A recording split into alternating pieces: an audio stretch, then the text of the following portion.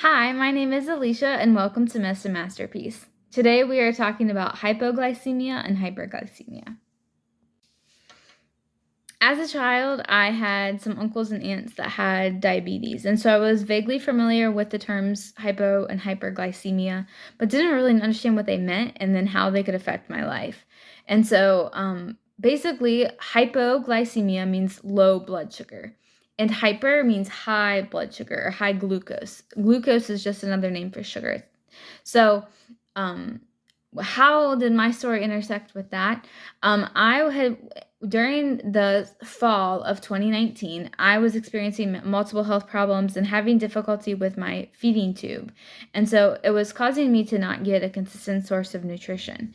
And so what was happening, I was having all kinds of problems, like just feeling dizzy a lot and shaky and like just irritable. I felt like I could like hurt somebody a lot and was really nauseous. And so, again, we didn't really know what was going on, but I ended up in the hospital after some heart problems. And one night, my nurse came in to check on me, and like they do their normal rounds. And especially if you've been in the hospital a lot, it can get really annoying, and I'm sure you understand.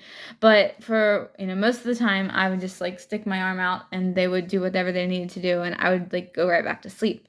Well, when I woke up, the nurse noticed that there was something not right. Like I was like slurring, she said, and I just wasn't very responsive at all. And so it prompted her to go talk to her charge nurse very quickly, and then they took my blood sugar and found out that it was 30.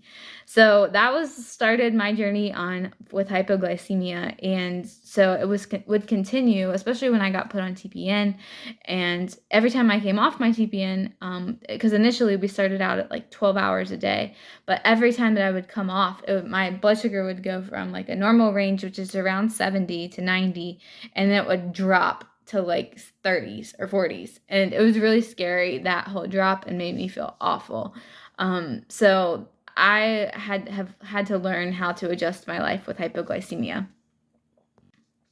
So again, what are the symptoms of hypoglycemia or hyperglycemia? Confusion, shakiness, sweaties, chills. You get kind of a clammy feeling. You can get irritable. Your moods can be different. Nauseous, dizzy, having vision problems, tingling throughout your body. Um, Another thing that I think it might have been just unique to me, but I was craving sugar all the time. Like I could have put, and for some reason it was pancakes and maple syrup. Like that's what I wanted all the time, or ice cream, like constantly craving sugar. So that's not always an indicator, but for me, that was definitely a symptom. So, if you know that you have hypoglycemia or hyperglycemia, or somebody that you know does, what do you do? Um, I would completely recommend there's this little device, it's called the Freestyle Libre, and my insurance approved it. And what it was a little about this big that had a needle that stuck inside, and it would last, I think, 14 days. And then I would use like this little scanner to check my blood sugar. And so that was a simple, fast, easy way to check my blood sugar. And especially for young kids or young people in general, that's an easy way. Also, another way is that if you check your blood sugar on your fingers, poking your hands, that can be, it's simple. It's maybe less expensive, but there's also a lot more involved in having to make sure that the needle's clean and there's not blood going everywhere and everything. So if you can get one of those devices that you can wear, or that will alert you, those are the best.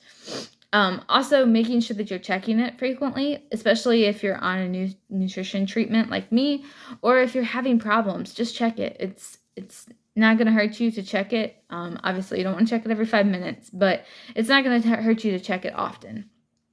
Another thing that was helpful for me, and it can be helpful for you, even if you're eating regular food, is having more meals. And so for me, that looked like spreading out my feeds or my time that I was on nutrition to 24 hours a day or a longer period of time.